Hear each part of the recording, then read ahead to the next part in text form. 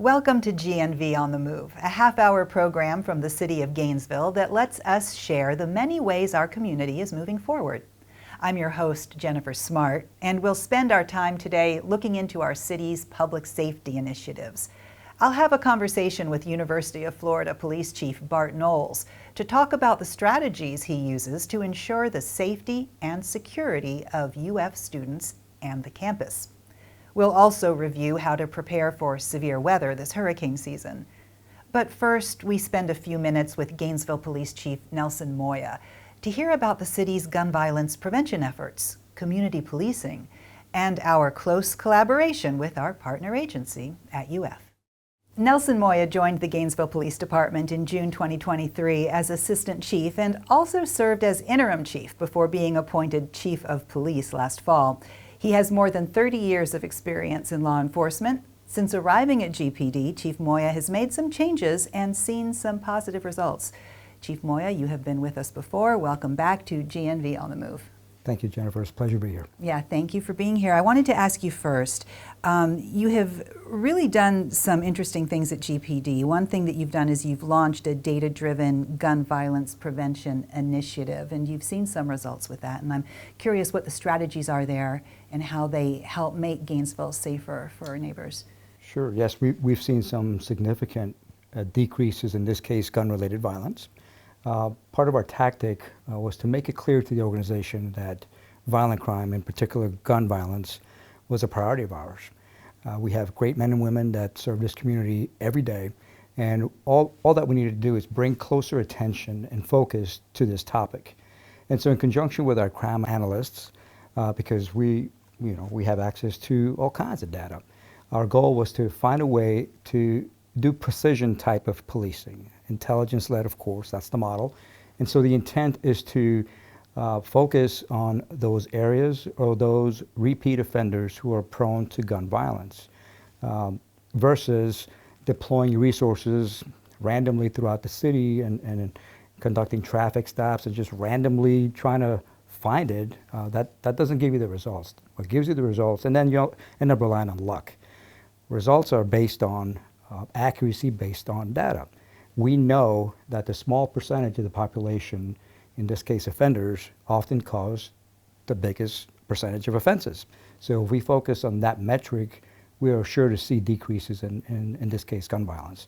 And we've done so.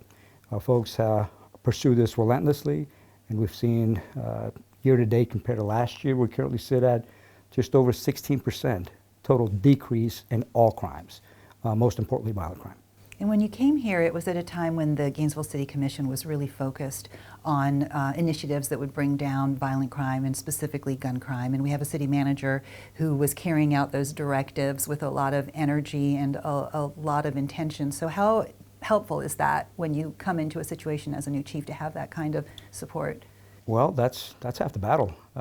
Once you work in a city where not only the community acknowledges that we have an issue and is willing to help, but also your partners, your city management, your commission, other municipalities and their resources. Of course, it makes it a lot easier for us to, in essence, conduct a focused approach without much of any resistance. You also have city leadership that likes community policing, and this has been sort of the standard here in Gainesville for a while, but we continue to work in that area. So tell me what you are doing with your officers in the area of community policing. Luckily for me anyway, I came into this job having followed the footsteps of others who have done their part. In this case, the topic that is community policing is something that we have done very well, community engagement.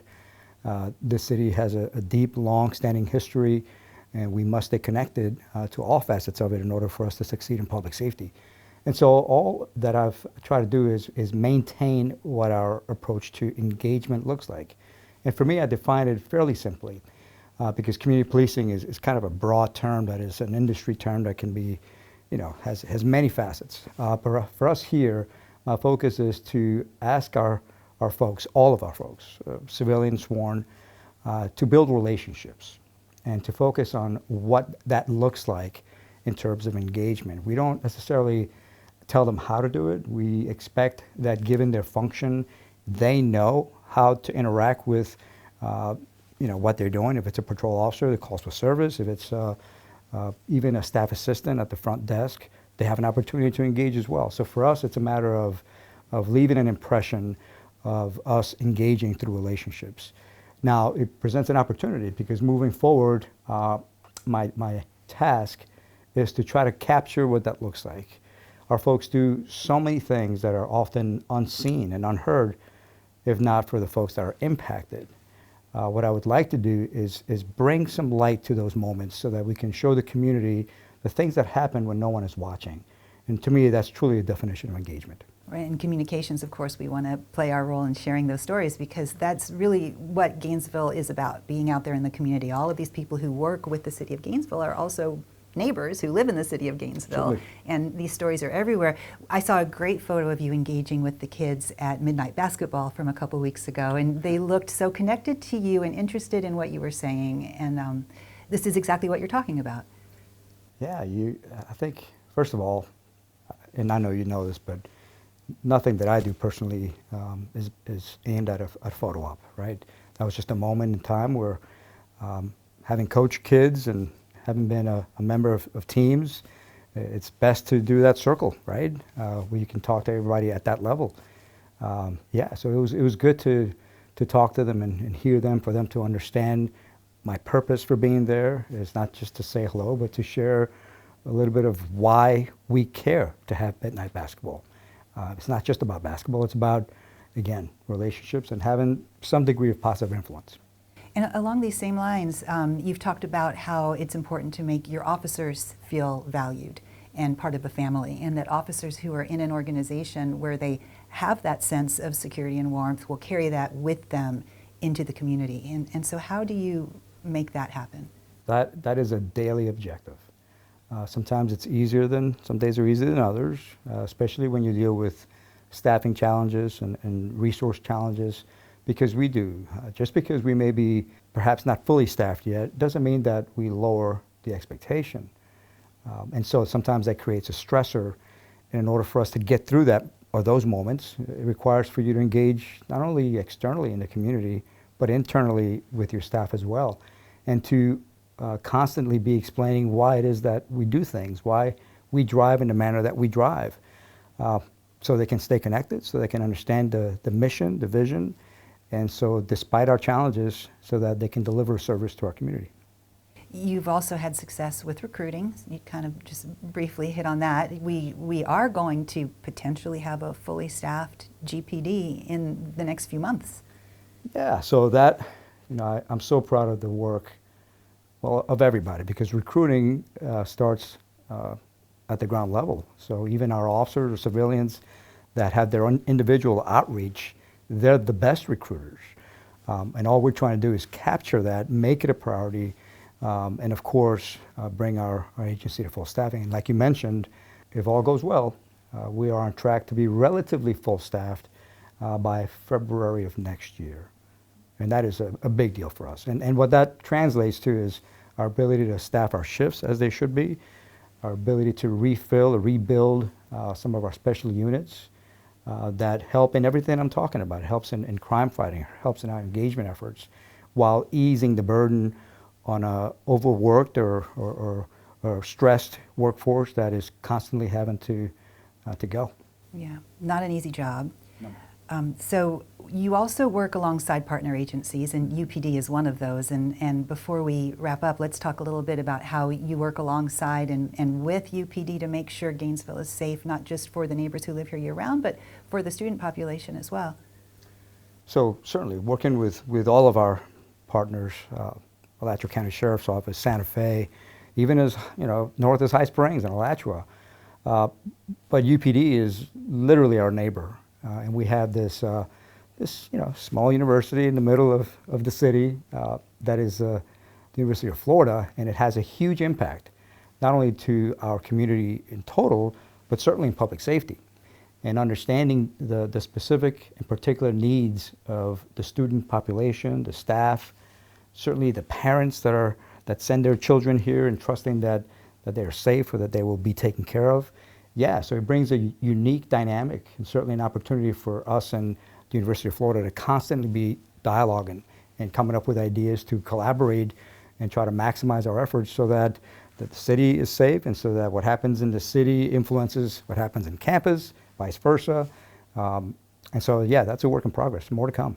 And I have been struck personally by how available you are to people who come with concerns to GPD. I've seen you talk to downtown business owners. I've seen you talk to parents of university students. You are really out there listening and providing answers. I'll tell you, I'm not out there as much as I want to be.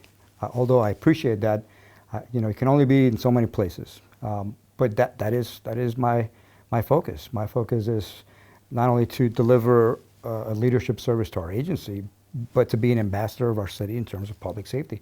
So it's my mandate to be accessible, visible and accessible. So yeah, I try to do my best meet with, engage, return phone calls of anybody. Sometimes that's a challenge because, as you can imagine, those requests come often. So although I try to keep up, it's not easy. Well, excellent. We're so glad to have you here, and thank you for being on the program. Thank you for having me again. Appreciate it. After the break, we'll speak with University of Florida Police Chief Bart Knowles to learn more about UPD's approach to campus safety. But first, here are some tips you and your family can use to stay safe this hurricane season. Gainesville Fire Rescue serves with other city staff in the city's Emergency Operations Center. This allows us to monitor situations and continue essential services for our neighbors until things return to normal. During hurricane season, we want everyone to be prepared. You should have an emergency kit with enough supplies to sustain you and your family for 1 week. Your preparations should include non-perishable food and water, the prescription medications you need, a full tank of gas in the car, flashlights and batteries, hygiene supplies, and food for your pets. You need a way to stay informed. That can be a battery-operated weather radio or a phone charger that doesn't rely on electricity. Visit safegnv.org and sign up for Alert GNV to receive email and text alerts about weather events. We also have a Spanish hurricane safety brochure at safegnv.org. We want you to monitor local news and weather reports when a major storm is approaching. If an evacuation is ordered for where you live, please evacuate the area immediately. If we tell everyone to shelter in place, we need you to stay inside and off the roads. It may not be possible for first responders to travel through flooding or high winds to reach you, and so we ask you not to take unnecessary risks. Be very careful in the hours and days immediately after a hurricane. If power is out and you own a generator, be sure to use it safely. Never put it inside your home or your garage. Place it at least 20 feet from your home. Stay away from downed power lines. Don't drive on flooded roads.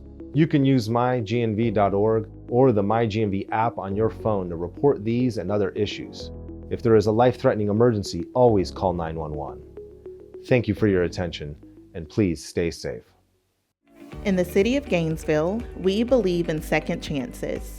Introducing the Fair Chance Hiring Ordinance, a step towards creating a more inclusive and thriving community. Our Fair Chance Hiring Ordinance aims to reduce recidivism, decrease unemployment rates, and promote successful reintegration. We understand that denying employment opportunities based on criminal history not relevant to the job under consideration is unjust and harms our community. Under this ordinance, employers are prohibited from making statements in job postings or recruitment materials that automatically disqualify applicants based on criminal history. We're leveling the playing field by preventing employers from asking about or considering an individual's criminal history until after making a conditional employment offer. An employer covered by the ordinance must perform an individualized assessment before denying employment based on criminal history.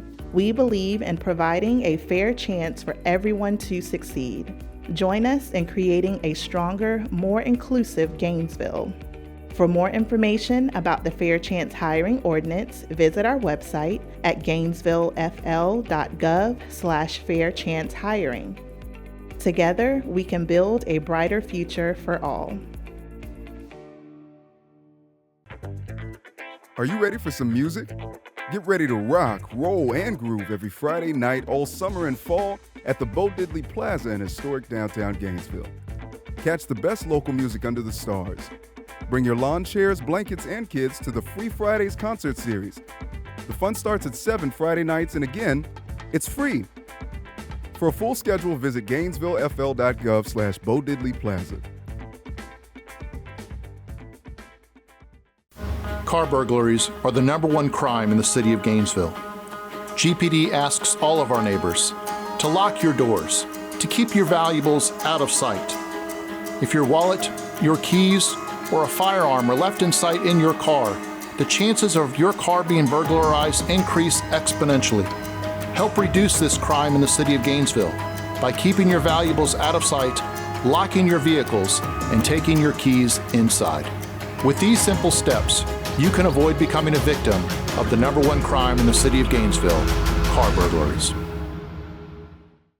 University of Florida Police Chief Bart Knowles has been with UPD since 2010 and was appointed to his current position in November 2024. He began with UF after a long and distinguished career at GPD. He has experience in everything from uniform patrol to special operations. Chief Knowles, welcome to GNV On The Move. Thank you very much for having me today. So let's talk first a little bit about your long history in law enforcement. Tell me about your career. So I actually started as a deputy sheriff in Southwest Florida in 1988 and worked there for a period of time and came back home to Gainesville, which is really where I wanted to be. So I had an opportunity to come to the Gainesville Police Department, where I started my career there here in Gainesville. Had an opportunity to move through the ranks. Prior to that, I worked quite a bit in narcotics enforcement areas. I did quite a bit of undercover work for a period of time, and then began to promote and move into different areas. I was fortunate enough to be a member of our local Drug Enforcement Administration task force. Then I worked in personnel. I ran our rifle team. I was the commander of our SWAT team, ran the 8th Circuit Drug Task Force, and then was lucky enough to promote to captain and run our operations bureau. So really had a phenomenal opportunity there and an opportunity to learn and grow at the Gainesville Police Department prior to arriving at the University of Florida. It's a very extensive history. And so what is the big difference being in charge of law enforcement at UF versus City of Gainesville? You know, the one thing that I always say about working with the University of Florida or leading the University of Florida Police Department is I feel as though we've got a number of resources available to us here for our students, faculty, and staff that a lot of times in a traditional community you may not necessarily have. And so I really believe that there's not a situation here on campus that we can't resolve or provide support to individuals for. And I think it's empowering for us. It allows us that ability to step in, try to help someone, and not leave that individual from the public safety perspective of being a little bit hopeless for their future. And I really do believe that the ability for us to touch so many people and have those resources here, again, especially to our students, but faculty and staff also, is very empowering, and it leaves you at the end of the day feeling really good about what you do. So it sounds like a very connected sort of family atmosphere, and that is meaningful to you in other ways because you also are a UF parent. So Absolutely. Explain a little bit how that connectedness and personal perspective influences what you do with campus engagement. So I think as a parent, period, so any parent out there, you understand probably the feeling of vulnerability for your children when they leave you for the first time and they're off on their own. And while many times they're legally adults, they're still growing and learning, and you become concerned in general terms. You worry for them, and you're afraid. You hear things in media and stories and things of that nature, and you think about their vulnerability as young adults, and so you as a parent you understand that, I think, in general terms. And then take it one step further, when you're a parent for a college-age student that's now off on their own for the first time, you really understand and feel some of the feelings that a lot of these different families have when they leave their kids here for the first time. As a parent and as the chief of police, it really makes you drill down into that granular level of, all right, what is it that we can do better to ensure that not only my daughter, but every other kid on this campus that lands in that particular garage or lands in that particular parking lot or is traversing campus at a particular time of night, what can we do to make them safer? It circles back around to communication, and I'll talk about that, I'm sure, as we move on throughout this interview. But the communication piece is so important for us to try to do everything that we can to let our community know the things that we do as a police department to try to, keep our students, faculty, staff safe day in and day out at all hours of the night. So again, circling back around the question at hand, as a parent, you really do dive in a little bit deeper, I think, because of that intimate knowledge that you have of the campus. So. Right, so you have the safety infrastructure and you have all this knowledge. Of course, other parents won't, but one thing that we all have in common, because I have college-age kids too, is that we have kids who are so tech savvy, who know how to use all of the apps and all of the different things that can help ensure their safety and also communicate to people where they are and what they're doing. And so UF has really embraced technology as a way to keep students safe, and you have things like the Gator Safe app, and you have other things that are out there for kids and families to use. So let's talk about that. Yeah, so and you mentioned Gator Safe and that app that we have. It's a platform that is like that central point where our students, faculty, staff can gravitate to, and it's that one-stop shop. You can go in, you can find information on everything from how to prepare yourself for a storm. If you're feeling vulnerable in the sense that you have to arrive onto campus and make it to a particular location, we have a walk safe section in there that you can select, and that is monitored by our dispatch center. And there's a whole host of different opportunities in the Gator Safe app that we want our students to connect with and utilize. And there's a whole host of other things that we do also here from a tech standpoint. We're working right now with leveraging technology and analytics with cameras to pick up on certain behaviors that we suspect would not be traditionally normal, and that will drive and drive those camera views to our dispatch center for our staff to take a look at, and then monitor to determine, is there something that's worthy prior to anyone contacting us, if it's worthy of dispatching an officer to check on the safety or vulnerability of a particular individual, or if it's just something of normal behavior. And leveraging that type of technology is very important as we move forward in today's society of public safety. Another one is our license plate recognition systems that we have around campus. We've been able to solve some pretty serious crimes on campus as a result of that technology that we likely would have never solved. And the list goes on. One of our focuses that we've really been targeting for the past at least year, if not a little bit longer, is being able to secure in place in our buildings, physically locking rooms and being able for students, faculty, staff to be able to physically secure that, besides pushing a chair or a bookcase or something behind a doorway to protect yourself in the event of an active assailant. And those are the types of things that we're really trying to leverage and utilize to have a better impact on our students. But at the end of the day, and this is something that I frequently say, as the purpose in this clearly to keep our students safe, but it's also to empower them. We will say frequently, safety is a shared responsibility. And it's so important for our students to understand that and to stay connected with us and take on that responsibility. And it's not to scare them. It's not to share information that they are to feel extremely vulnerable. It's to empower them so they feel safe. And what it really boils down to is we want to create that safe environment that is not only safe, but they feel safe. And as a result, we believe that they'll have a more successful experience here at the University of Florida. And that's really what it's about. We want our kids to come here, enjoy the experience, be incredibly successful, and move on into their future with just the brightest, future ahead of them. Which leads really, really well into the next thing I wanted you to talk about, which is your work with Gainesville Police Department. I know UPD and GPD are collaborators, partner agencies on so many things, and how does that work? Yeah, so I'm fortunate in the respect that I retired from the Gainesville Police Department prior to coming to the University of Florida, so I have some strong connections and bonds there. The new chief there, who I did not know prior to his arrival, Chief Moya, I have an incredible respect for. He is a really remarkable person. I think that he's doing a lot of great things at the Gainesville Police Department, and we have a lot of the same type of vision moving forward. And so I think just naturally having a good base foundation with one another as we've met and began to work together, it allows us to work closely and problem solve.